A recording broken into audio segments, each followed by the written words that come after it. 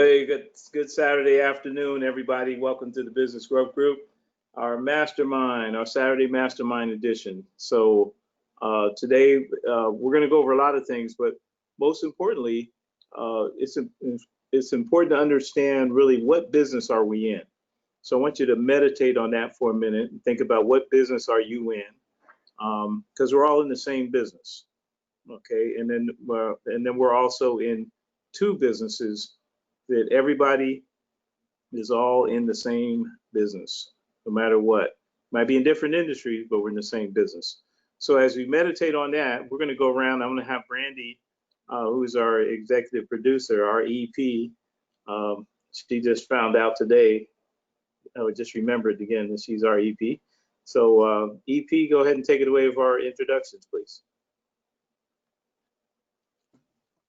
Okay, today we have Miss Monica Moulton-Williams, who is joining us by phone.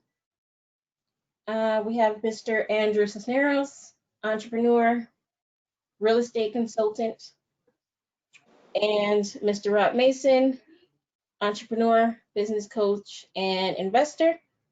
And to reverse and get Miss Monica again, because I forgot to include her credentials, she is in the insurance and financial services industry. Okay, but Monica, why don't you give us your background? So I am a founding member of the Business Growth Group. I'm also a business coach.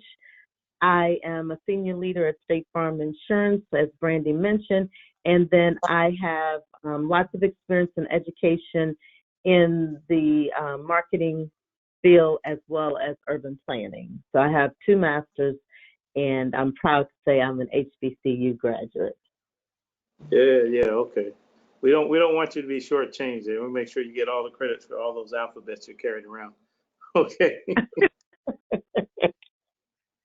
All right. Well, and then also, so that's Miss Brandy Mitchell. She's our executive producer and for the Business Growth Group. And before we get started, let's talk just a little bit about the Business Growth Group, and then we'll go around on this. So we really founded this group to help small business or business people to get more engaged and actually really get more out of engagement and growth.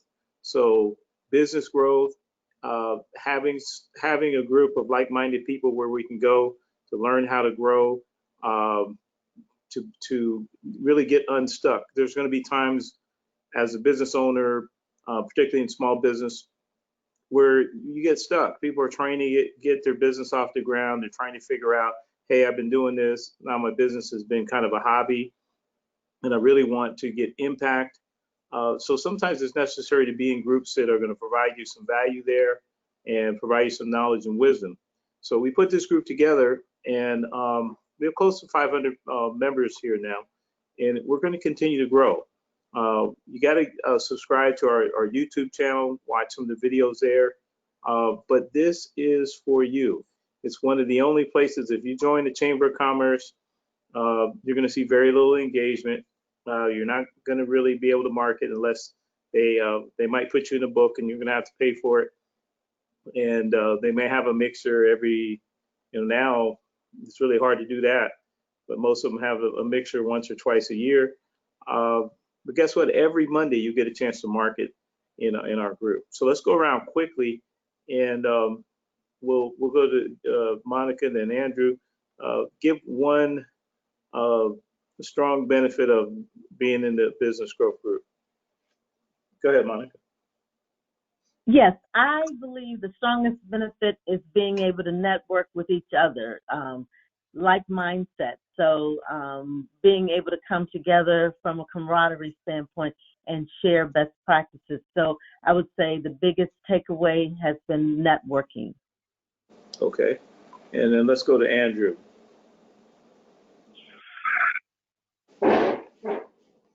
I think realistically, it's a very powerful platform. And one of the biggest things for me is just being able to take ideas and share them and be able to have somebody else broaden my horizons, right, and be able to give me a different perspective. That he wanted is enlightening to myself and to allow me to actually take it, integrate it into the business, and become more competitive. So I think the overall edge that it gives me in regards to perspective, I think there's none like it. Awesome. Awesome. Okay, so we wanted to get that out of the way. So glad you guys are here with us. And today, as we kind of teased out the opening, you know, what business are we in? And if there's two businesses that I said that we're all in, and the first one is the results business. If you are working in this country, United States, I have to say that just because I'm sure people this is on the web so they can see it from wherever. Uh, we're in the results business, capitalistic society. Uh, we're going to be judged by the fruit that we bear. We get up in the morning. If we're not successful, we didn't get the results. Whose fault is it? It's our fault.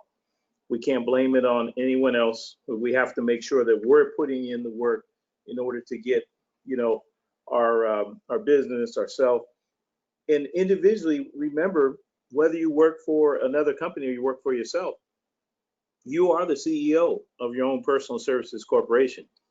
That means you're the boss. You're the boss of you. You're the boss of bringing the money into your household.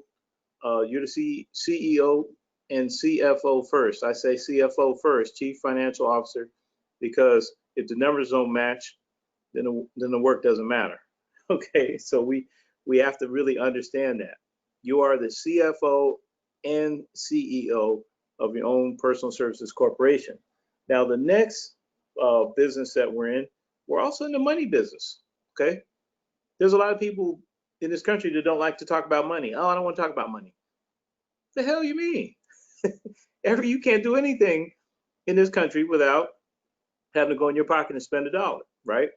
Or swipe a card. So we're in the results business, and we're also in the money business, and they have to go hand in hand. So as we go through today, we're going to talk about this. We're going to kind of get in some real scenarios, and then we're going to talk about getting results in business, and then we'll talk about it from an employee standpoint, because some people here are employees. They're looking for professional growth, and we want to be able to provide impact there as well. So when we're talking about results, it's funny. I went to a conference before, and there was one of the VP of sales put up this big circle, and he asked, how many sides of this are there? And everybody's thinking, oh, they're trying to do the math problem, and there's only 2 sides of the circle, right? There's the inside and the out. And then for us, we have to figure out, where do we want to fit? Do we want to be in the circle, right, where decisions are being made, or hey, I want to be outside the circle. I don't want to be involved in all that. I just want to go home and this and that and the other. Okay, if you are in business and you're a CEO or a leader, you are the center of that circle. You're making things happen every day that affect other people's lives. And so we have to understand that, and from a results business. So I'm going to come to Andrew first and ask him, as he's thinking about results business, I want him to share with us, that perspective, a little bit about that perspective, about being accountable, being, responsible, providing results for your company, for your business. And then we'll talk about some of the planning that goes into that, because we just don't wake up and get results. We have to plan for it, and we have to dig into it, or it doesn't happen. So let's go to Andrew on that, while Monica is thinking about that too. Okay, we don't rehearse any of these topics. Everybody comes into the show organically. So if you got to be a wolf, man. You have to be able to speak on multiple subjects. So everybody here is qualified to do this. Go ahead, Drew. In regards to that topic, I think you said the key word, right? Accountability. I've seen and I've experienced for myself, and obviously mentoring others and being able to work alongside others, is that accountability is it's a very cringing word, because human nature does not like accountability. Human nature does not like to be told no. Human nature does not like to be told what to do, right? And that's just who we are. That's just in our DNA. It takes us to say, hey, I want to be different. I want to separate. I want to change the world. I want to, build a company from the ground up and be sure that it's a $100 million company or whatever it may be, right? I want 5 employees. I want 100 employees. But regardless, there's a decision that needs to be made, and that decision starts with that one word, accountability, right? There's a process in which we have to break our old habits, our mindset, our ideology, our psychology, the philosophy in which we live by. So it really touches every single category in our life that is important, one in the personal life and two in the business. I mean, that's just the reality. Your personal life will overflow into your business. A lot of people think that it's separate. You can separate business and personal life, but they all overflow into each other. So that's always something to keep in mind. But where I'm going with it is accountability. What people fail to realize is that the bad habits compound negative effects for a long period of time, just as much as the good habits will have compounding effects for growth, for impact, for efficiency, for whatever it is that you're looking to make that transition for. It's one, just understanding that there's negative compounding effects. A lot of people think, and they have the mindset, again, because human nature doesn't like to be told no, we like to feel good. A lot of people create the mindset to lie to themselves. Hey, this box of pizza won't hurt me. Yeah, you're right. But when you eat the box of pizza every single day, there's negative compounding effects. Hey, getting up every day at 5 a.m., that has good compounding effects, right? A lot of people don't realize if you just simply started your work day 2 hours early every single day. If you start at 5 a.m. instead of 7, if you do that 7 days a week, you're adding 14 more hours in the workday, where in which you're passing people. Your work ethic is compounding, which will allow you to eventually be freed up, obviously, by whatever it is that you want to do, travel the world, have fun, hire an executive assistant, kind of expand. But when it comes down to that, I think a lot of people just fail to realize that there is negative compounding effects, and I really want to highlight that today, because we always hear the good. We know that if you eat good and you work out, you're probably going to be healthier than the average individual. But what we fail to realize is that the effects of the negative habits, they're really, really, really harmful to us, because we tend to lie to ourselves to make them right. We justify them, and the reality is that at the end of the day, we're going to have to address them, and our business will suffer, our personal life will suffer. So it's always good when it comes down to that to be upfront now, because eventually you're going to have to pay that price. Awesome. Awesome. I appreciate that, Drew. Now let's go to Monica. Monica, the results business, and planning to get results. Again, as we talk about these things, it takes a lot of effort to really plan and to get to where that goal is. So let's hear you talk about that. Let's talk about results business from accountability, planning, getting results. Let's talk about that with you. Okay, so for me, I like to look at results business as a key word is purpose. So how do you get the results if you don't start out with a purpose? Because I believe that purpose is everything in getting your results. Your purpose tells you why in the first place your company ever existed. And I believe it serves as a part of the ultimate decision making in what you do to be able to outline the results that you want to see your company succeed. So I believe that companies who tend to lead with a purpose, they are the ones that receive that continued loyalty. Because I know I am involved and work with the Fortune 500 company, and they always make sure that they're loyal to their internal and their external customers. Because if your internal customers, which are your employees, your managers, and upper leadership, if they're not driving purpose, then the customer's going to see that. And then customers are individuals that like to shop around because they want to know what their big bang is going to be in their pocket, savings standpoint. So I think you have to have the loyalty, and you have to show consistency, because if you show consistency amongst what you're doing as a company, the business results will come, and then you'll be more relevant in the lives of the consumers. And so what I'd like to do is just kind of talk about a few things that I think help with the results business piece. It's about authenticity. You have to make sure that you are authentic. You have to allow the time for the customers and that includes your internal and your external customers, to understand your company's role and purpose in the day-to-day work, and the day-to-day sales, and the day-to-day marketing that you do.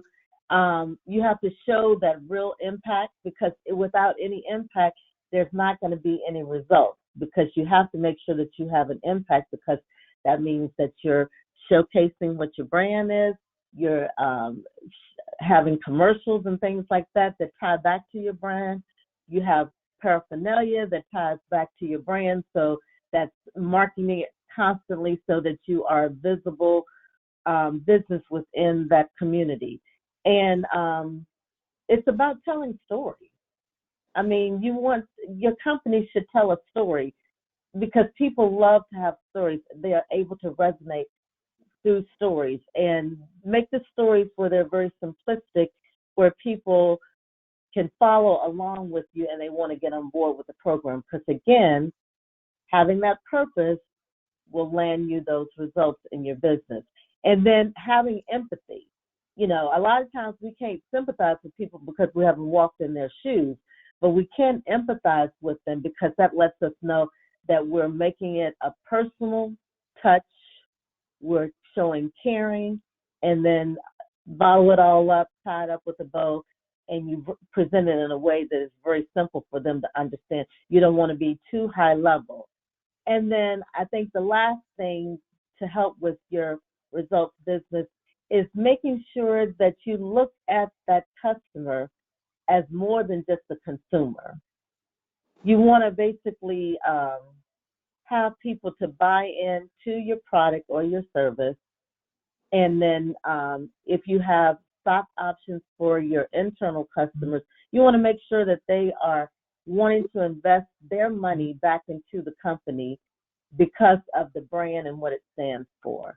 Because when you think about companies like Tylenol, a lot of times Tylenol, when it comes to their brand, and this is a big part of their business model and how I believe it ties all into the results business, is that when people think of taking something for a headache, they don't say, I want to take an aspirin or anything like that. They'll say Tylenol. They call it by the brand. Right. As opposed to, it could be an aspirin or it could be anything else, an Excedrin or whatever, but they think of Tylenol because their brand has been so visible, and it works in terms of the product because it does do exactly what it says. Within a short period of time after taking it, you feel an ease of that pressure that may have been causing that headache. So all of that ties back to results business. It ties back to the ultimate purpose and how you unpack that purpose.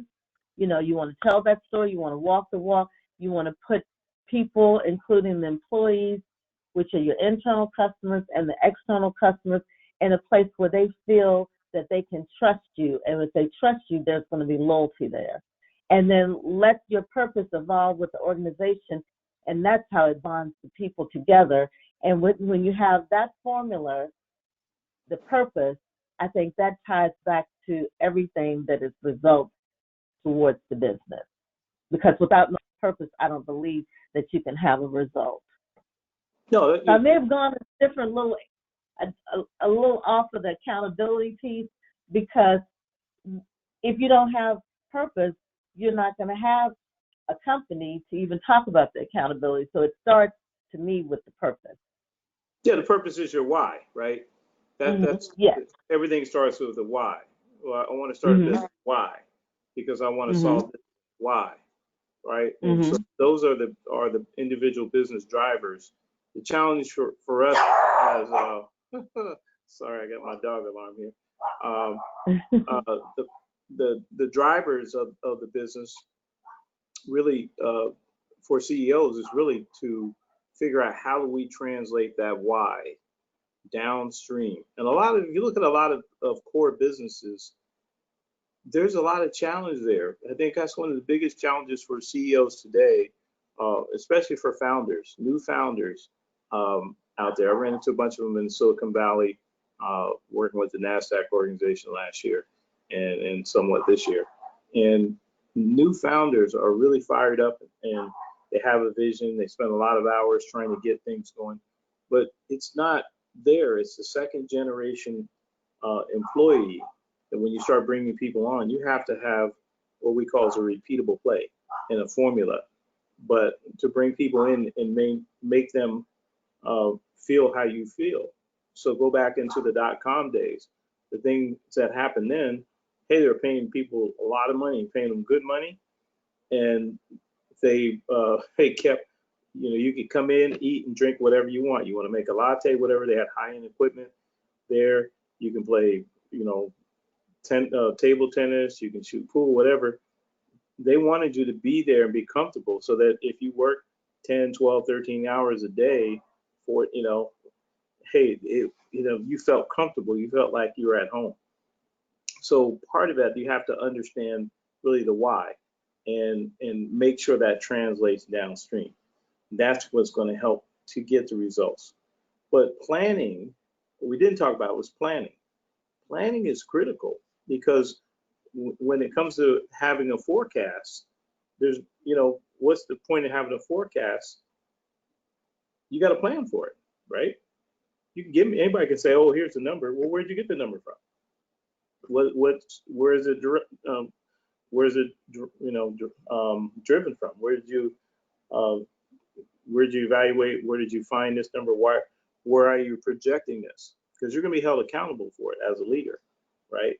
So to get those results, we have to understand the planning aspect. So let's go to you, Drew. Let's talk about planning. What are some of the things that you do on a daily, weekly basis when it comes to planning? And what do you think for entrepreneurs that's very important when it comes to planning, particularly for goal achievement?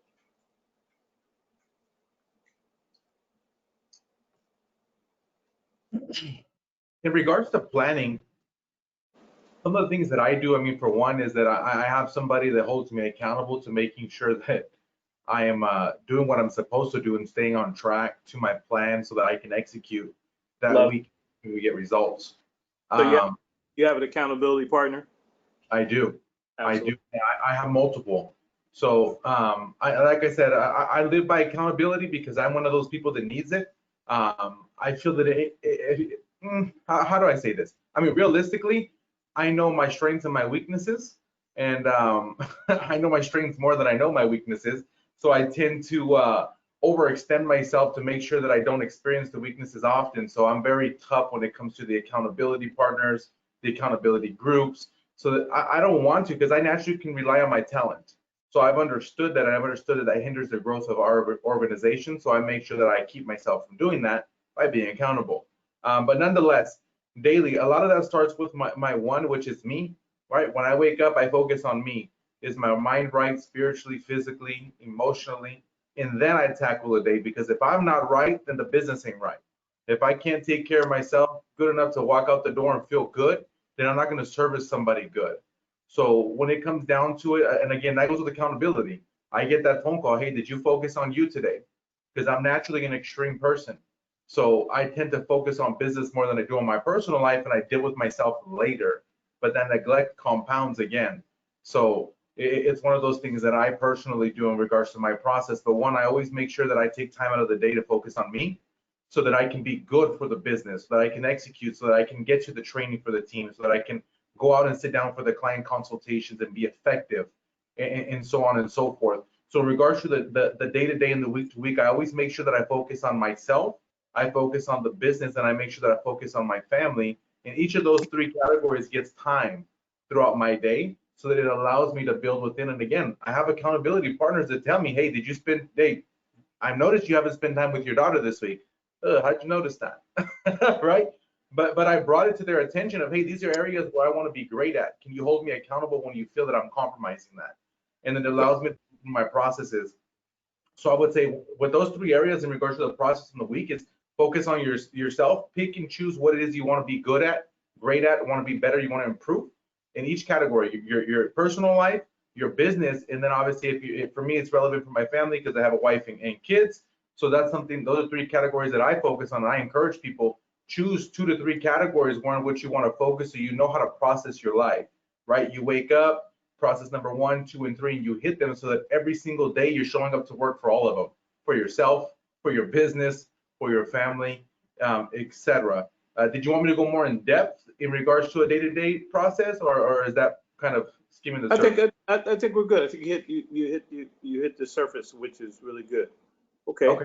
All right. So let's go. Let's hear from you, Monica. When it comes to planning, you know, let's get your opinion on things. What do you do? What do you feel is critical for you when it comes to planning?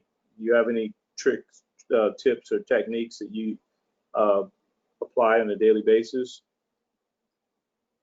For me, I focus on time management because without me being able to manage my day or organize my day, it's hard for me to stick to any plan that has been presented to me. In other words, that I have to get some results on that plan. So I think from a business planning standpoint, you need to make sure that you are sticking to some type of list, whether it's making sure that you protect your calendar, because sometimes people will bogart your calendar. You may have things listed on your calendar for the day or for the week, and then someone will come in and say, hey, I need you for 5 or 10 minutes. And so you have to be able to say, well, I'm working on a deadline and I have these things set aside on my calendar that I need to hit, but I do have about 20 minutes here. So being able to protect your time and then schedule out for those last minute people that may come up and say, I want to take your time here. I know you're busy, but I want to take your time. So I've learned that time management, organization, and protecting my time has been a huge success for me. And then I also believe, as part of business planning, you have to understand that change is inevitable. Right. And that means that it's always constant. And I know what that feels like. It's like you can have something embedded in your head that you're going to do, and then someone comes in and says, hey, we're going to do it this way. So you have to be adaptable to those changes. And even if you don't believe in that change at the time, try to have some type of meshability so that you can be supportive of that change, and then you can present it in a way that people feel that it's a genuine statement coming from you, because you always want to be supportive and not be out there on an island by yourself. Now, you can infuse your different ideas and things like that, but always be supportive of the change because it's constant. You have to be adaptable because you never know when something's going to change. You can't be just in your own world saying, this is the way I've always done it, and this is the way I'm going to do it, because then you can't grow and the company can't grow if everybody has that mindset of, I'm not going to be on board or supportive of that change because I don't believe in it, because things are working good at the moment. So why should I change? So True. I think always being flexible, adaptable, and then making sure that you're up for the challenge of being supportive, whether you believe in something or not. And protecting your time. Always protect your time. Yeah, and I think that can't be understated, because again, if you're working for someone else, all right, it's you have to understand you're expected to follow policy. Now you may not believe in it, and there's ways that you can communicate that. And sometimes it might be flawed. Policy may be flawed, and that's where it comes some accountability. If you know a policy is flawed, and there is additional risk for a company where you're a stakeholder or an employee, it's critically important for you to take the next step and point out those flaws. Because a lot of times policy is made, at the spur of the moment. And sometimes you got to look at some people in leadership positions may not be fully equipped. Let's say in education, a lot of times you see Mrs. Jones might be the baddest math teacher on the planet. Okay, all right, great. Now, she's been 10 years in this position and she's been killing it in math. Now let's make her the principal of the school or the assistant principal. Well, that's another skill set. She's not right. She's going to try to do, but that's not really her jam. That's not her lane. Right. So it's important that we remain, steadfast of trying to support people in the policies of the senior leadership, but we also are accountable to let them know when there are flaws. And you're going to be taking some risk at times, and you got to understand that there will be risk, and there's a way to do it that can minimize risk. I'll give you an example. I have one where we had a new VP came in and he says, "Oh, we want leadership at every level," and we just kept going on and that. Okay, great. Now when they came up with something that was terribly flawed, it was costing the company money. And yeah, I understand why they didn't really want to pay us, from a compensation standpoint. But realistically, there's only one way to do the job, and there's going to be times where you're going to run into that where there's only one way to do this job, whether you want to pay me or not, right? Just like a plumber. Plumber come to your house, hey man, there's only one way to change the garbage disposal. I can't make up stuff or whatever else. There is only one way. So whether you want to pay me X amount of dollars for it, we have to do it this way if we want to get to where, to nirvana, or wherever we're going. Okay, that's critically important. So having risk. One thing I would say from a daily habit for me, I really work best when I first wake up in the morning. And when it comes to that, setting up my planning goes on. It's like you can see I got all sorts of notes on these papers here and little boxes and scribbly notes I'm sharing with you guys right now. As you can see, I got this stuff happens at like 5:30 in the morning. And I write the notes and I write the plan. And I'll build my checklist because it's fresh in my mind at that time. I woke up crystal clear. I got to get results. Here's my plan and here's my checklist. I'm going to check this stuff off. Then I'm going to start off by getting my exercise and stuff out of the way first. But I have my plan. I have my plan, have my coffee. I'm getting my juices flowing. And then when I'm working out on different things, I'm thinking about other things that, although my mind is free, I'm thinking about other things I need to solve. So life to me is like a math problem. I have to figure out these particular things in order to elevate and get to the next level. Now, on that same note, what's important is not only taking these notes, but having a coach or an accountability partner. It was funny, I was talking to Monica early, and everything that we do, we do ourselves. So things we talk to you guys about, we also do ourselves. So we, as you know, last week we launched the coaching, the business coaching. Guess what? I bought business coaching too, because I need that accountability on certain things. Where at kind of a master's level, I know what I need to accomplish. I have the formula to get there, but sometimes I have to have a coach or accountability partner to make sure that I'm not skipping over something, or I'm getting to these high impact areas that can really change the level of my lifestyle effectively. And that's part of what Drew was talking about with accountability partnerships, coaches, making sure that everything we do has to be measured. right? Besides love, right? You can never really measure, the depths of love, but outside of, of love, we can measure money for sure. That's the other thing. I'm sure we can all measure that, but that's a good transition point. So the next piece we were going to talk about was the results business. Let's talk about the money business. And a couple things, as I was saying from the beginning, results are important. That's the one business we're in. The other business that we're all unified in is money. Because guess what? We all have to pay for the lights that we have, the roof over our head, the clothes we wear, the cleanliness of the clothes, everything. So everything costs something. So we have to plan for our money, and then we have to have working money. If we're a business owner or CEO, we can't just have the money that we have. We have to have money for bad days too.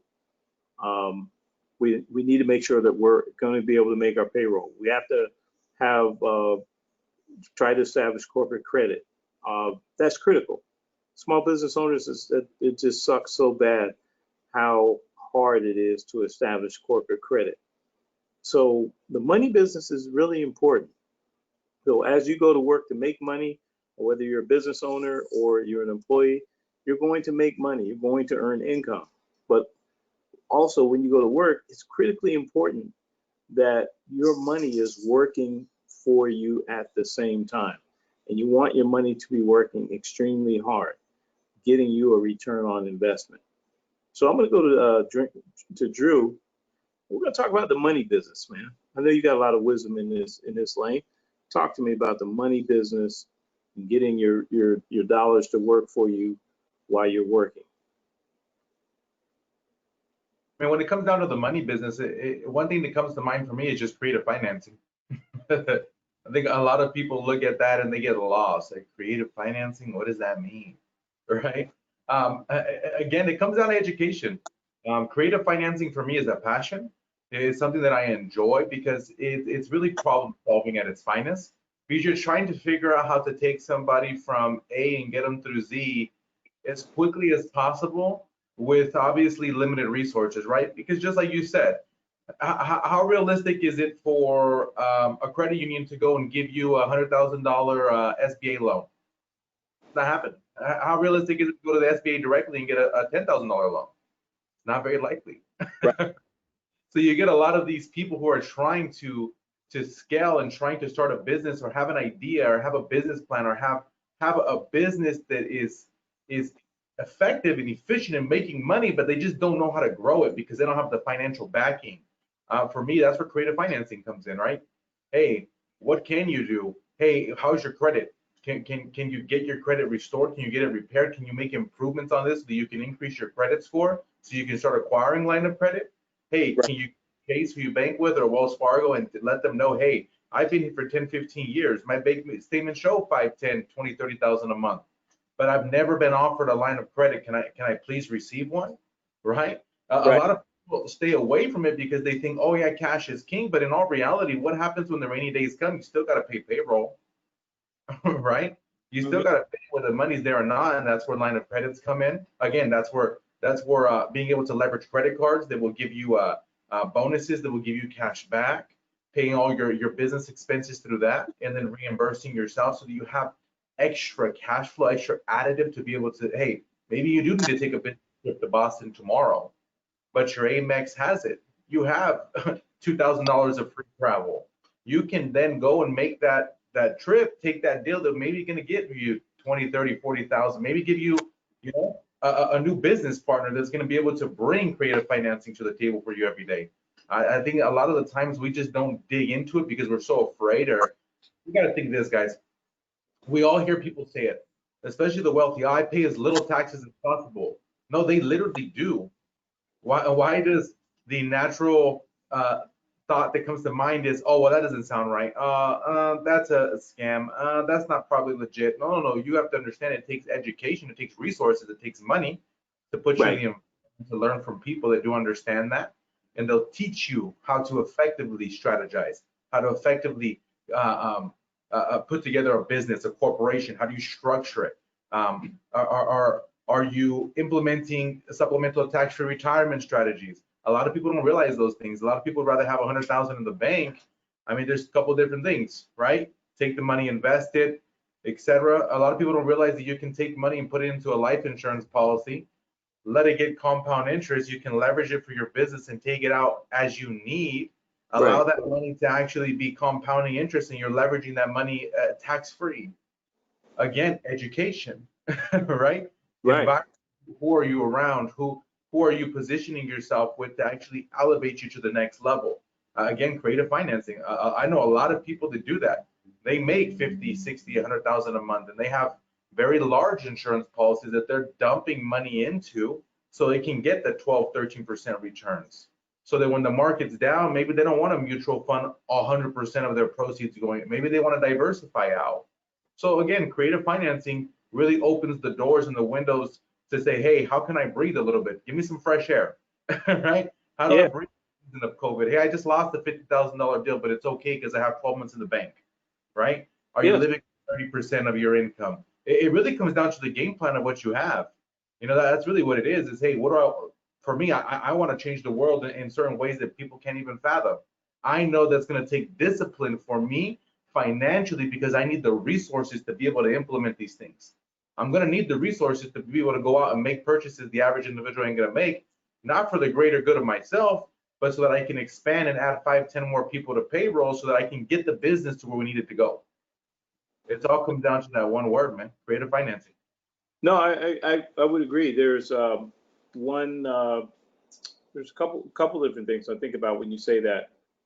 From insurance, J.C. Penney, that's one of their and some of the early adopters of these long-term retailers. They had insurance policies and for their business, yeah. And then what they did was, hey, times got hard, they pulled money out, and that they took that money of cash in the policy or whatever, and that's where they got their money.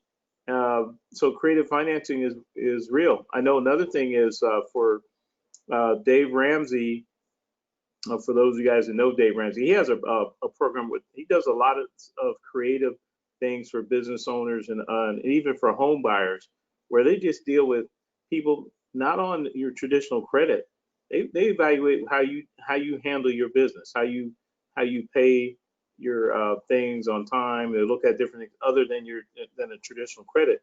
Because remember, Dave Ramsey speaks on not having credit, meaning that, hey, you have no debt and you don't owe anybody, and you have money, but you don't have any debt. And you know that, as he always says, a credit score is really a debt score, because if you don't owe anybody any money, it's hard, how you're going to have a FICO score, right? So it's like, hey, you got nothing here. We don't have anything to judge you by, right? They're really judging you on debt. Right.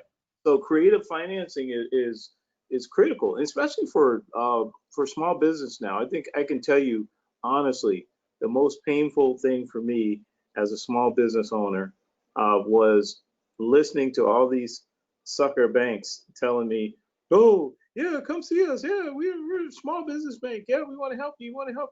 They didn't want to do a damn thing, They want they want to tie everything to to your personal credit. They wanted this and they wanted and it's really, really hard. But I will tell everybody who's listening, and folks who have had me as an instructor would tell you, I always tell you, go see the accountants. Don't fool running straight to the bankers and getting the stiff arm, right? You're gonna get the Heisman pose, right? But if you go to the accountants, and don't go to the lawyers. Everybody runs to a lawyer. Oh, I'm going to get my business plan and go to. And most of those lawyers, all they're going to do is look at this and charge you, $1,500, $2,000. Oh yeah, you need to file this form or whatever. You know what I mean? They don't have any. That's not their lane. Okay. Go to the accountants. The accountants want your business. They want you to start a business. They want to be able to do your books down the road. They want to help you. Get off the ground and get going, because at that point they're growing new clients. Their friends, they know all the bankers on a first name basis. They know that, hey man, this guy needs 10 grand, this guy needs 5 or 10 grand. Oh, he's got this. They know your business plan. They know the bankers. And then after I got beat up, ran into 10, 15 different banks, I had a meeting with my accountant, and they said, look, Rob, call this guy. They said, well, matter of fact, we'll have some bankers reach out to you. Sure enough, I got text messages from bankers and said, oh, Rob, I understand this is not a problem. We can do this today. Just give me a call. Here's my cell phone. And it was that easy. And I got, but like Drew said, creative finance, and we can talk forever on that. That's a big topic, particularly if your business is scaling. You got to be able to have access to capital. I can tell you, there's been times where, hey man, I went from nowhere up. Now I have a payroll of $90,000, a $90,000 payroll. You got to have money. You got to have access to capital before you start calling. You're aging in, right? Your invoices are aging. You're not going to get all that money at the same time. It's not going to come in, oh, we gave somebody an invoice today and they're going to pay me next. It ain't going to happen. Some of these suckers ain't going to pay you for 90 days. Okay. But guess what? The people that work for you, they got to get paid. So that's a whole nother subject. Great response there, Drew, on the money business. Okay, we're going to go to Monica quickly. Monica, money business. We got to be in the results business. And that starts with our why, and then the money business. That's part of it, because we're going to work every day. We got to make sure we have money. Money is growing. We're getting passive income. Talk to me. Okay, so for me, this is something that my daughter and I, because she's getting ready to, once she finishes her esthetician school in December, she's been saving her money because she's been looking at businesses, like locations for a business to have down about 5 to 7 miles downtown Atlanta, because, the real estate in the city is actually expensive. But she's looking at a building where she can have other people, other businesses to come in and actually pay rent, like booth rent, but it's going to be like a beauty, med spa type of industry, where they'll have sales and marketing and so forth. And she'll have like a primary space that is her location, but then she's looking at renting out other spaces so that way that can help her business thrive in the first 90 days, because she's going to have other people who are established in their craft to come in and actually have like a lash business, or have like a beauty bar, or something that's related in that beauty industry. So she's looking at renting out her space, because she's looking at a place that has about, I think it's 7 rooms in there, and then it's like one big area. So she says a lot of times, entrepreneurs that are really small and just starting out, they may only need like a little room and they can decorate it themselves, and then they just pay the booth rent. She's not going to try to get into like selling the products to them that they would normally use in their beauty bar business, but just basically looking at it from a rental standpoint. So that's a great way for medium-sized entrepreneurs, or entrepreneurs who are just starting out and they're looking at buying their own real estate and not having to rent from someone else, to make sure that they're staying on float, from a money business standpoint, is that they will have consistent money coming in from other businesses who are renting from them. So serving as a commercial landlord, but also being a business owner as well in that beauty bar industry. So that's something that we've kind of mapped out. We're looking at different spaces where she can make money off of the rent that she's going to be getting from the other businesses that will come on board in this building that she would own. So I think that is huge for when you're thinking about it, bricks and mortar, that you need to have your own building as opposed to renting out that space. Buy your own building, and if you can, gut it out and then rent that space out to others, so that way they're paying your mortgage on the building and you're still being able to make additional income outside of you being an entrepreneur within that business. So it's all about owning your own stuff. Love it. Yeah, I think that's critically important. Real estate game is a very interesting one, particularly for commercial real estate. I like the strategy that you came up with there because again, you want other people's money, OPP, other people's Hmm. money is or OPM, okay? Uh, Okay. yeah, other people's property or other people's money uh, is better than our money, right? I don't want to, Hmm. as an investor, I don't want to use my money. I remember when I first got my first condo that was going to rent out, I did 90 days same as cash for the furniture. And as Hmm. people were renting it out, all I took is the profits and paid off their furniture. Why am I going to go in my pocket and furnish a place, right, for other people to lay on? Once it's paid for, Right. I'll come and lay on it once it's paid for, you know. But that's part of being an entrepreneur. And being with like-minded people, you know. I guarantee if I hung out with Drew for a day, he would turn me on to 10 other secrets that I'm not currently using in my bag. I might turn I might turn him on to a few that he's not using in his bag. But that's part of being Hmm. with like-minded people. So Right. at this point, we're going to go ahead and transition into the Q&A, and we'll be getting out of here. So I'm going to turn it over to our hostess and our executive producer, Miss Brandy Mitchell.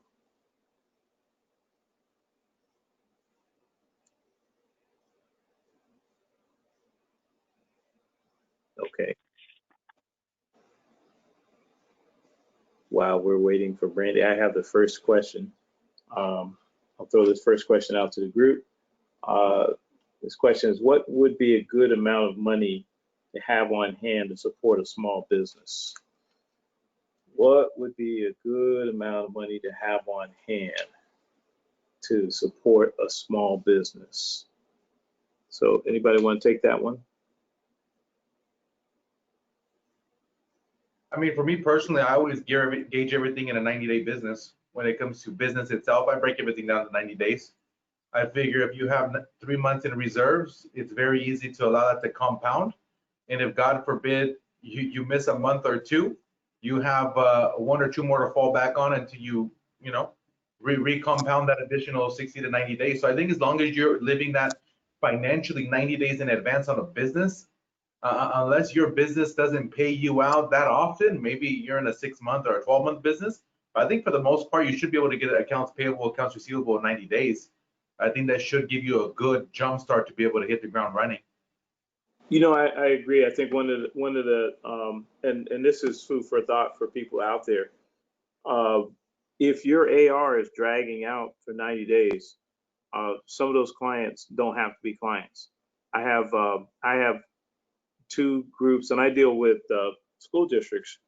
And it's funny, I had two that I won't deal with. It's funny. My banking partner said, Rob, let's just not deal with these guys. And the greedy business guy, I think he was thinking, oh, how could I not deal with them? And after a while, I just think about it. Really, it's costing me money to deal with them because now I'm aging out. I got all these invoices that are aging out because these guys are too lazy to respectfully, pay me on time. And we understand. Most of the stuff we're running is net 30. I can understand 45 days. You know, I don't want to get used to 45 or 50 days, but I can live with 45 days at times. What I can't live with 80 days and 90 days and 120 days, because at that point I'm losing money with the additional costs. Because now I have to pull money from other places, and that might be working money. And for some of you guys, the stuff we're talking about when we say working money and things of that, you may not be there, but we're going to put. And this is why you need to stay engaged because we're going to be putting on a lot more things to help some of you young CEOs. Some of you guys are upstart businesses, and you got to start having a CEO's mindset as a startup. You just started a business, and you just think that, oh, I just started a business. No, you're a CEO. Okay, you're a CEO. You're a big fish now. So we got to help you fill in the gaps. Okay, did our executive producer come back? Did she make it back in the room? Executive producer? Yes. All right. So any other questions out there? I do see one question. It says, what would be a good amount of money to have on hand to support a small business? Oh, we just did that one. We just did that one. So yeah, that's when we just wrapped up. So I tell you what, if that's the only question that came in today, let's do one thing, quick go around. We'll start with you, Monica, and we'll say one tip of the day for a young CEO. And what I mean by that is not young in age necessarily. We're saying young Mm-hmm. in experience. You're a startup, and you know some of the folks that we're dealing with right now. So you're a startup business owner. You just filed your business name. You just opened your bank account. You just really started working on your why. What one tip would you give a young business owner?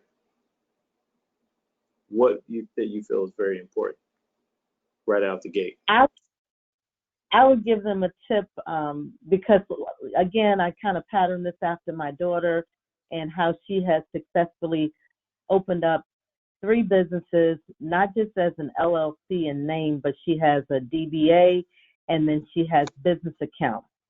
So I would recommend that you open up your business correctly so that way you can utilize some of these products and services out here that are going to help assist you with your growth as a company. Because what she does is that she has she uses this company called Gusto, and she's Right. a sole entrepreneur right now, and so she's utilizing this company to pay herself a business salary, and so she pays herself biweekly, and they take out taxes, they take out Medicaid, all the insurances, and including her insurance and health insurance and all that kind of stuff.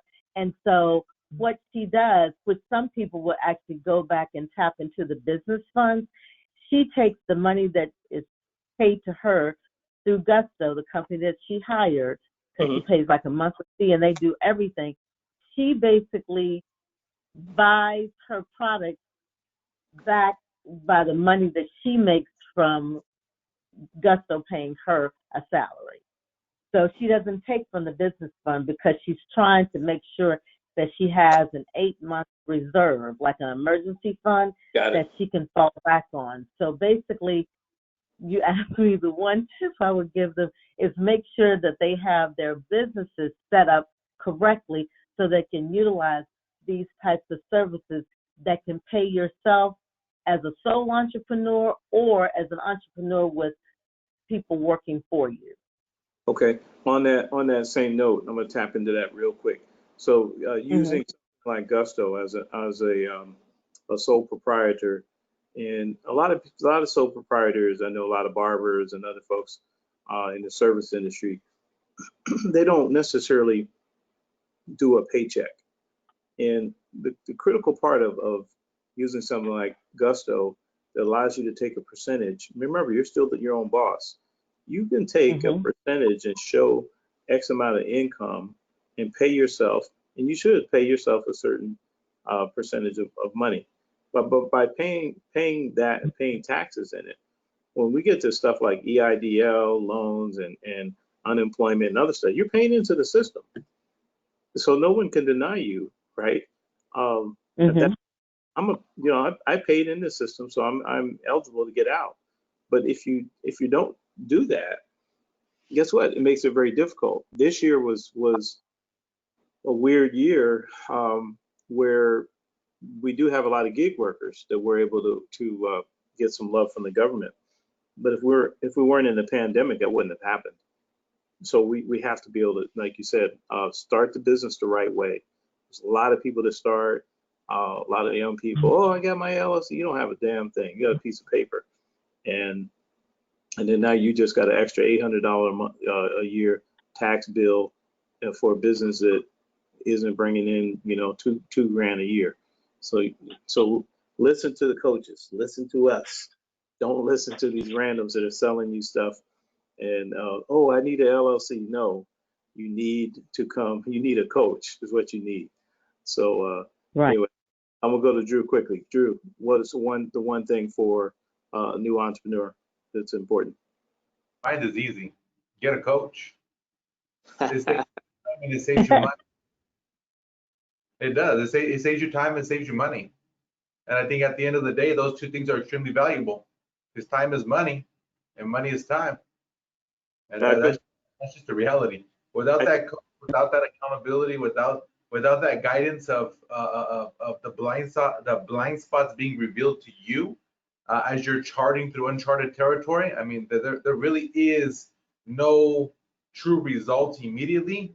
You're going to then prolong and you're going to experience something 4 years down the road that you should experience in your first 12 months. Man, you just hit a home run with that. And that's kind of what we've been saying. Get a coach. And on that note, we just, again, for the Business Growth Group, we just announced that last week, coaching. Right? You join, you're going to get coaching session every month. And if you look at what average coaching costs at the executive level, it may be $200-300 an hour. And sometimes there's other groups I know that it's well over $1,000, and you're not going to get a whole day. You're going to get an hour or two in those sessions for a couple $1,000. And we did it really extremely cost effective. $27.95 a month. Okay, $27.95. It's just like having Netflix, right? But you got to use it. It's saving you time and helping you make money because I'm accountable. Keep you from making stupid, mistakes because you're dealing with folks who have the knowledge and the wisdom and other additional resources to help you. So, again, thank you guys so much. Business Growth Group, we love you. We got a lot of new things coming. Still looking for an Entrepreneur of the Week. Please go on tomorrow, fill out the Entrepreneur of the Week. We'll announce on Wednesday. You'll have your business up there promoted for a week. Let's get after it on Monday. Brandy, where do you want them to for Monday? Where do you tell them where you want them to post? For the business of the week, they can head to our website, theofficeportal.com, to make their submission. And for Money and Merchant Mondays, check out our Facebook group. There will be a post titled Money and Merchant Mondays. Go ahead and promote your business in the comment section. All right, in the comment section. So you'll see a post, go down to, and then post your comments. Put your information about your business. That's your chance to market and to sell. You can sell on Monday. We encourage it, right? And we encourage people who are in the group, buy from the group. Get your services from, in the group. And and then stay, and for everyone, share. Make sure that when you're visiting with us, push the share button so other people can benefit from it. And then also turn on your notifications. So as we post things, you'll get information, you can react to it. Okay, but the big thing about social media, if you're not, being notified and you're just seeing stuff and you're not engaging, then, it's just like being in a networking, being in a room and not saying hello to anybody. So you got to, engage, click on something, say hello, do something, be positive where you can. Okay, it's important. All right, so we're going to round it up. So I'd say that's all, folks. We appreciate you being here today. Andrew, for Andrew Cisneros, Monica Motown Williams, and Brandy Mitchell, we say good night, good day. Have a great weekend, BGG. Thank you. Bye-bye. Bye.